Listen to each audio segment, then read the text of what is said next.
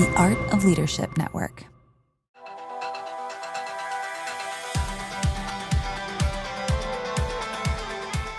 Hey leaders, welcome to the LeadCulture Podcast, part of the Art of Leadership Network.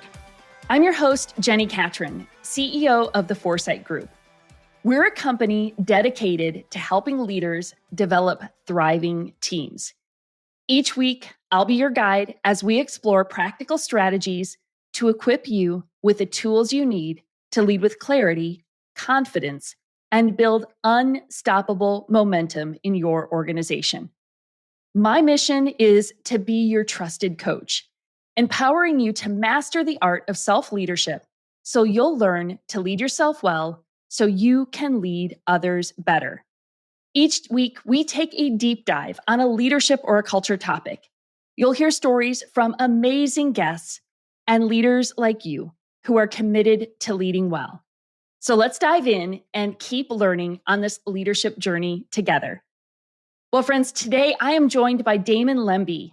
Damon is a 2-time best-selling author, the host of the Learn It All podcast, and CEO of Learn It, a live learning platform that has upskilled over 2 million people. Drawing from his prior baseball career, Damon brings an athlete's perspective to leadership.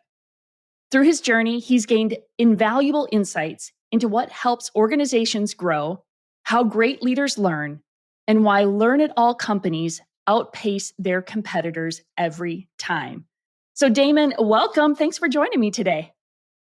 Jenni, it's an honor to be here. Thanks for having me. So fun. Well, we already got a conversation started before we started recording, and I'm like, those are always the good ones. When we get into conversation before we hit the record button, and I'm like, ooh, we needed to be recording a few minutes earlier, but this is going to be fun. I would love for you to share with us, when did leadership become a passion for you? So leadership became a passion for me. It really started with my dad. My dad was my idol growing up, and he was a president and CEO of a savings and loan, a real estate company. And he was also a great soccer coach. Huh. He was a great storyteller. He really motivated people. So that was my first inspiration for leadership. And then, kind of as you mentioned, I played baseball, college baseball, where I got to play for 3 Hall of Fame baseball coaches. Wow. And really, one of my first great leadership lessons was when I was being recruited to go play at Pepperdine in Malibu. Mm-hmm. The coach, Andy Lopez, was like, okay, we're a small college, 2,500 people, but he set this moonshot vision. We're going to win the College World Series, and we're going to do it by working together as a team, focus on this, and this. And well, I ended up getting hurt, but and I left, went to Arizona State, but they won the College World Series. Wow. And it just goes to show you that you can set moonshot goals, and you can set a clear vision, and you get everybody to buy into it, and you can really, make things happen. So yeah, that's and then amazing. I took over Learn It 25 years ago, and I kind of just jumped in as a receptionist and built my way, developed as a leader through there. So that's really where I was inspired for leadership. That's so cool. I'm so curious. I think athletes understand team dynamics so well, which almost feels like it goes without saying. But why do you think that is? I mean, so you referenced your dad being a soccer coach, your own experience with baseball and the coaches you were under. Like, what's the connection there for how sports teams really help develop leadership and team skills? Like, I'd love for you to, I threw that one at you. I didn't give you that one in advance, but I'm just so curious because I feel like sports influences leadership and team dynamics so much. It really does. And so my entire life, I wanted to be a Major League Baseball player. Mm-hmm. I got drafted a couple times, and then at 22, I didn't get drafted again, and my career came to an end. And I didn't know if I had any skills, right? I identified as a baseball player. Sure. But what I didn't realize, Jenni, is I had like an athletic education, and you learned teamwork, collaboration. You look at these sports teams, if you're a sports fan, and if they go out and they hire this big free agent, a lot of times they don't win because they don't have synergies or collaboration. They don't work well together. They don't have each other's back. Yeah. And so that is all of that I learned from playing sports, along with perseverance, resilience, and discipline. I mean, there's like you just have to. Yeah. So, yeah. It's part of it. I mean, it just forces you at such a, and I think I'm curious about this because I played some sports, but I played like tennis, which is more of an individual sport.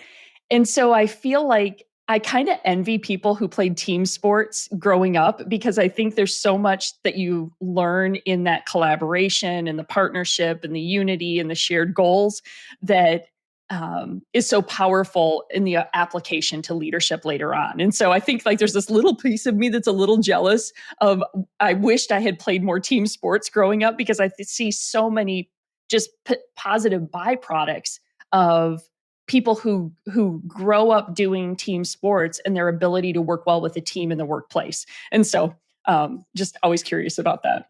Yeah. And I just want to emphasize, I know I'm sure a lot of your listeners have kids. Yeah. And you don't need to play college baseball or call it professionally. Get your kids involved in sports early. You know, they learn how to collaborate. They learn, like I said, again, discipline. And so there's just so many valuable skills that you can pick up even at an early age. Playing soccer at 10 years old. Yeah. That's fascinating. That's awesome. Sorry. That was totally off the subject of what I actually want to talk about today.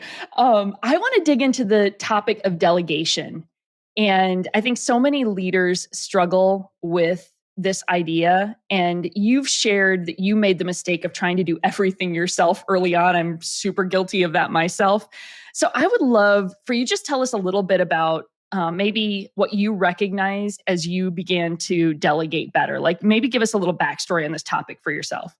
So what I would say is, I've been the CEO of LearnIt for about 25 years now. And I thought early on, that it was a leader's responsibility to work 60, 80 hours a week, and be the hero, jumping in, being involved in every decision. Right. And for the first 10 or 12 years, I'd lose some great talent because you're stifling their growth. And so what I also realized is that when you jump in and you don't delegate, what happens is you end up becoming the bottleneck yourself. Sure. And you can't get you just can't scale. So I've really worked hard over the last 2 decades to becoming much better at delegating. Yeah. What I think what I've noticed in myself is that I have the tendency to abdicate instead of delegate. Is what I would describe it as. And that a lot of times I'll bring on somebody who's a rock star, right? Like I've hired somebody onto the team and I know that they are really capable. They are really competent. And I tend to just go, whew, okay, you've got this, go make it happen. And I'm almost completely hands off. Or maybe somebody is not quite meeting expectations. And then I'm more micromanaging because I'm trying to like make sure they're actually getting done what needs to get done. And I feel like I struggle to find, I don't know if that's a continuum or not. I'd love to hear your thoughts on that, like micromanagement to abdication, and is delegation somewhere in there? Or how would you respond to that? How would you coach me if I were like, I tend to be one of these two things. Help me delegate better. I think that in order to delegate better, one, you got to start off with what should you be delegating? There are certain things as a leader that you really can't delegate, right? And especially if it falls in your strength zone.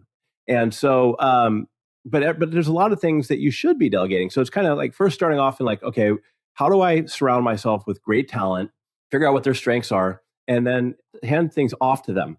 Now, I'm the same way. Sometimes it's hard. You got to have patience. I understand this, so I just want to tell them what to do and say, get it done. Right. But what I've learned is, the old saying, go slow to go fast. If you take time and you ask open-ended questions and you set clear goals, especially now in this hybrid, workforce, right? It makes a huge difference.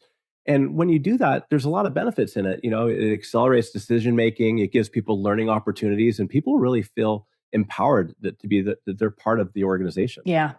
That's, so valuable because we all know what it feels like when we've been entrusted with something, when somebody's delegated something to us and you've been given that responsibility, you feel some pride and, you feel that sense of responsibility. I'm curious, what's the relationship with delegation and accountability? what I see happen a lot of times with some of the leaders that I work with is that they might delegate something, but then they never follow back up on it or check in to see how that person is doing with that project or that responsibility. And so what's the follow-up look like after you've delegated something?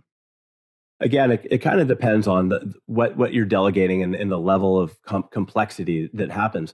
But I think that the delegation and accountability, I think at the end of the day, the leader still has ownership of what, if things are a success or not, right? Sure. I mean, you delegate to your team member, and if it's a task, you shift the mindset from being, okay, this is a task to a learning opportunity, and you help them understand, ask questions, have them repeat back what you're doing, but then you got to set check-ins with them, for sure, And again, it's like not jumping in and just answering questions, and just telling them what to do. It's having the patience to say, okay, so how's this going? What are you working on? Have you thought about doing this other ways? And you want to make it so that they are accountable, and it helps build the ownership. But at the end of the day, if it gets executed on or not, if it doesn't work out, you have to be a leader, step up in front and say, hey, I have my team members back. It's on me. I should have done something different or better. Sure. Maybe do a post-mortem and see what the deal was. Yeah. I always feel like that is one of the things that I can be guilty of from time to time, but I see it in a lot of leaders is that sometimes, again, I feel like that's when it leans towards abdication, is like we will delegate, but then we don't have follow-up conversations to check in, to coach around that, to give feedback, to problem solve. And again, then ultimately hold them accountable to, the outcome that we described when we delegated, whether it be a project or, sometimes we're delegating a much broader responsibility of some kind. But I think that accountability piece and recognizing that even though I've delegated, I still have a responsibility as a leader to follow up and support that individual in whatever that project or that initiative is. Would you say that's fair? 100%, because that builds trust. It builds trust. And again, the whole command and control method of leadership, it just doesn't work anymore, especially these days. Yeah. And so following up, being supportive, having your team members back, it builds trust. It gives them a feeling of ownership and accountability. And I see a lot of times when you do that, innovation and ideas and creativity bubbles up from all over the place. I love how you brought out the command and control style of leadership just really doesn't work anymore. What would you tell a leader who that oftentimes, I know for myself and many of my peers, that's the style of leadership we came up under, like that we were developed under. And so then our tendency sometimes is to reproduce what we experienced, right? So how do you coach leaders to move beyond command and control and move to a more collaborative style of leadership? And I grew up in sports, it was pretty command and control. Sure. It's like you show up and this is what you're going to do. A lot of times, great teams, the leaders weren't there micromanaging you. Everybody kind of held each other accountable, but it was still command and control. Who's in charge. What I would recommend for leaders out there is that, and this goes for all generations. We have 5 generations in the workforce. Right. But people, all generations, one of the number one things they want is personal growth and opportunity. And people, their growth is going to be stifled if it's just command and control. Right. Again, you're putting them in a box and they're not growing, they're not learning, they're not trying new things, and you're going to lose great talent. And so you have to be self-aware enough to take a step back and reflect and say, hey, how is my leadership style? Am I micromanaging people too much? Am I giving them? I think great cultures are, I like to call them learning cultures, where people have the psychological space to be able to make mistakes and learn things. And you don't see that in a command and control. And so I think it's self-reflection. And hopefully if you're a good leader, you're able to receive feedback. There's a lot of talk around, giving feedback. I think great leaders can model receiving feedback. So they can ask people, hey, how do you think things are going? Am I, a little too tough on you on this? Or do you feel like you're learning?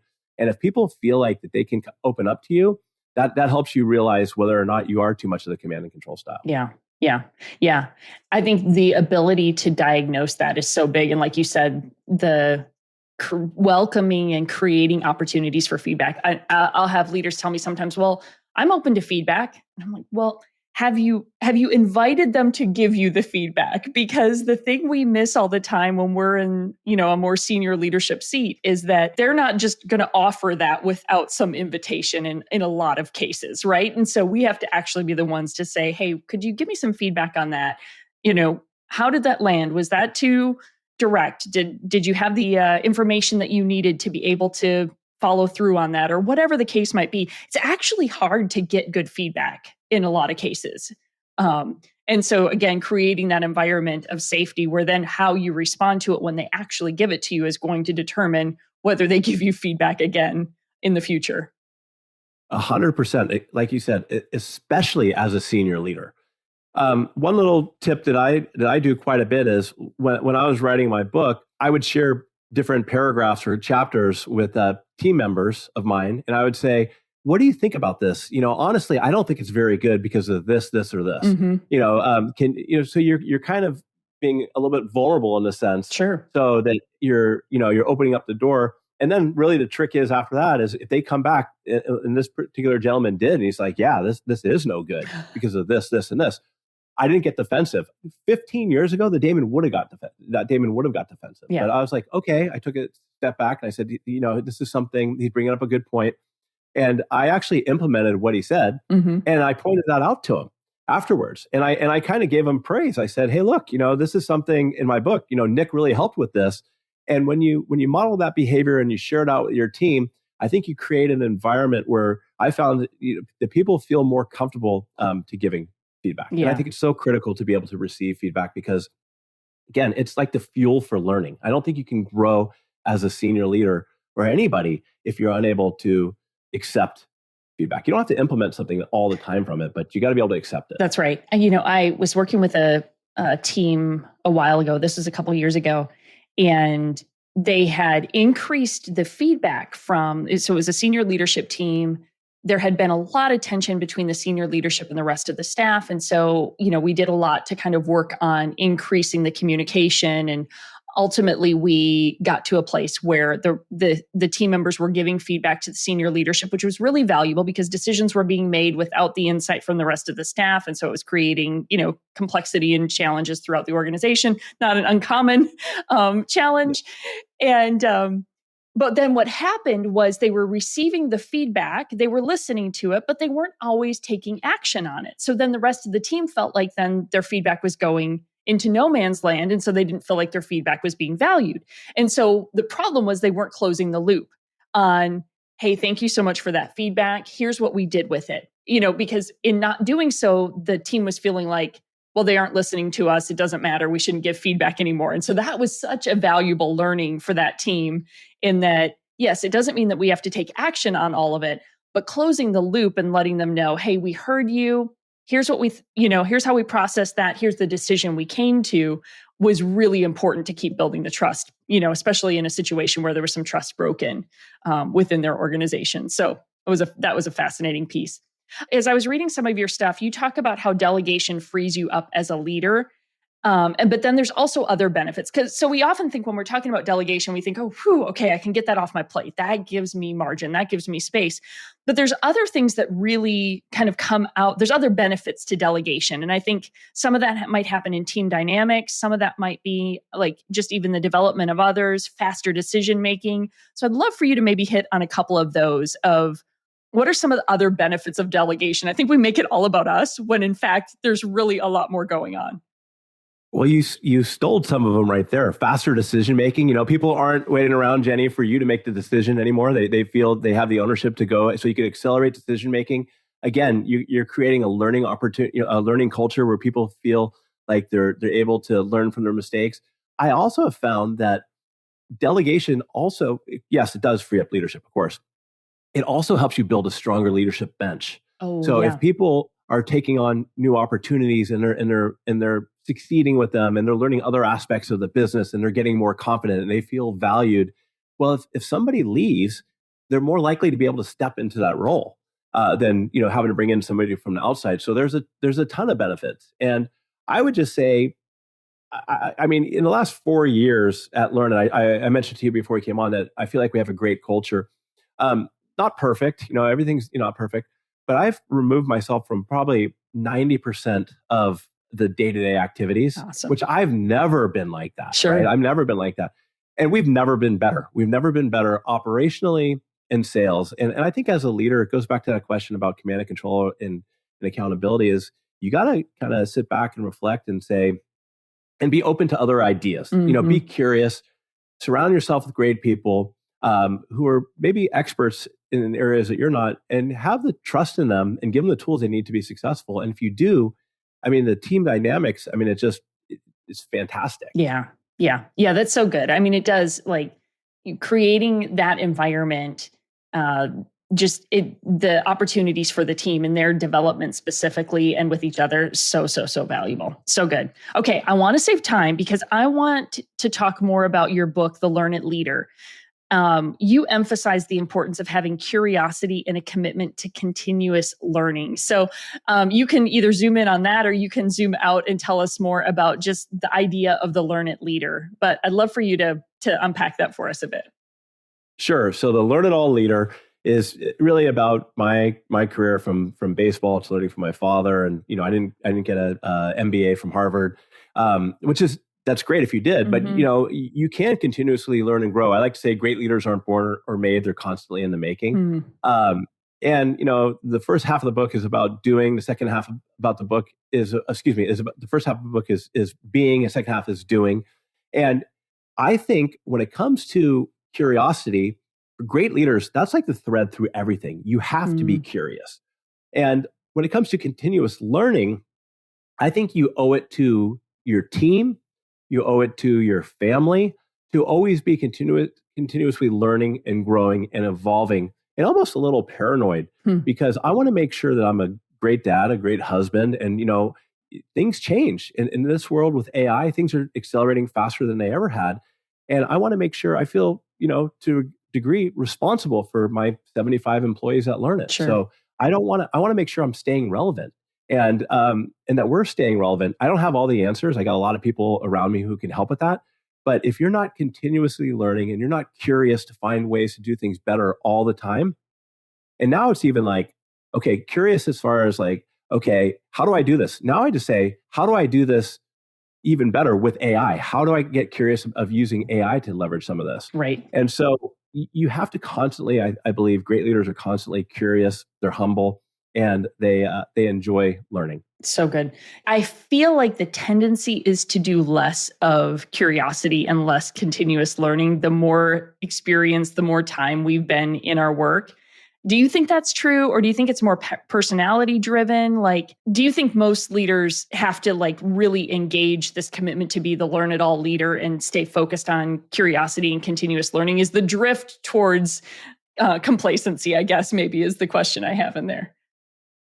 One of the things I want to say is, learn it all leader. That doesn't mean you're just constantly learning all the time, right? I mean, because you have to execute. At the end of the day, right. If you're not executing, somebody told me that learning without doing is treason.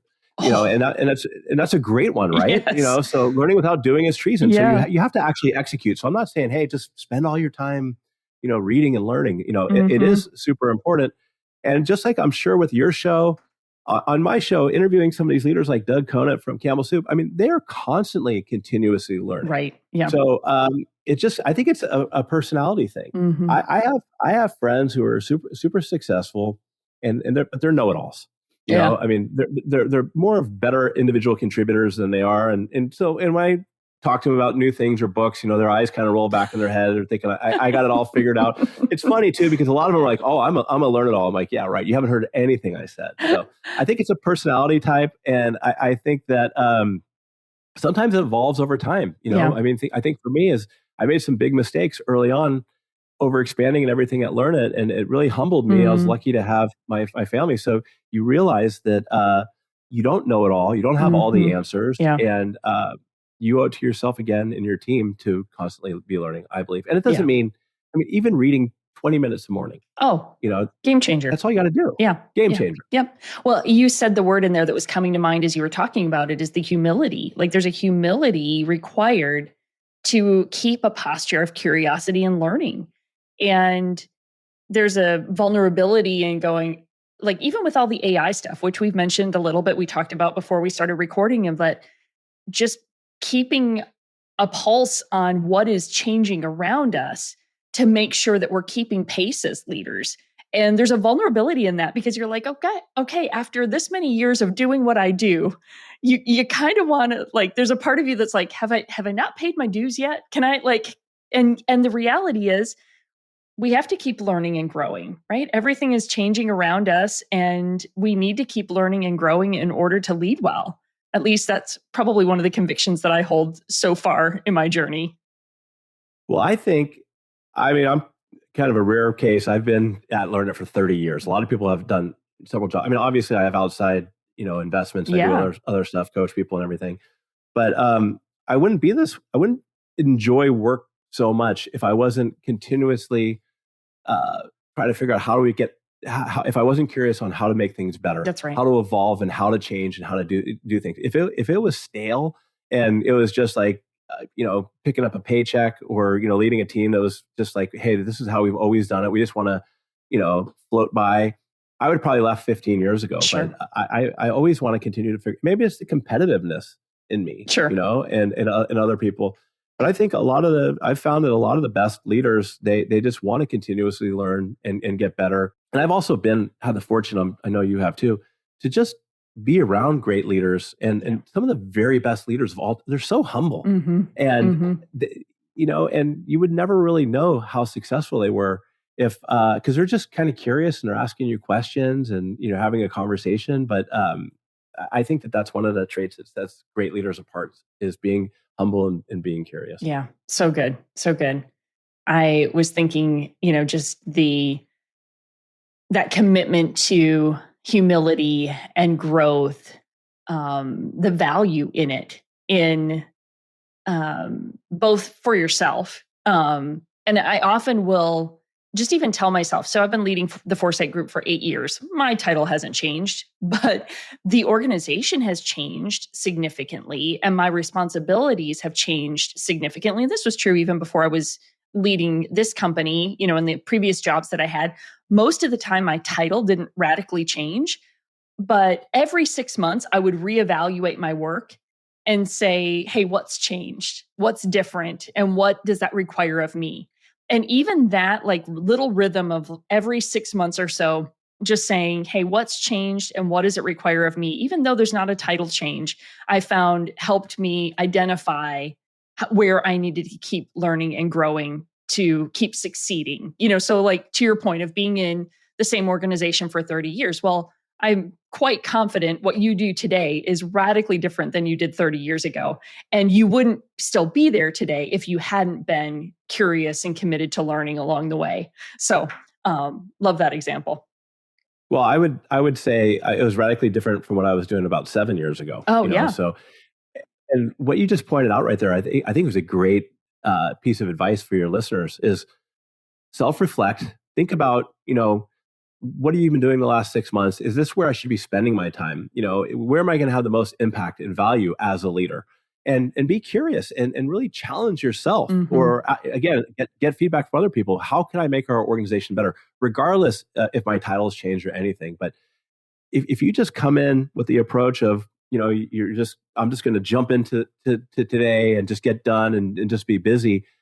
I mean, it's going to be tough to grow and evolve. You have to take a chance to step back, and it goes into our whole conversation about delegation. You got to free yourself up some time so you can spend time on the bigger picture. Yeah, that's so good. Well, and all of it comes back to the thing that my listeners have heard me say many, many times is lead yourself well to lead others better.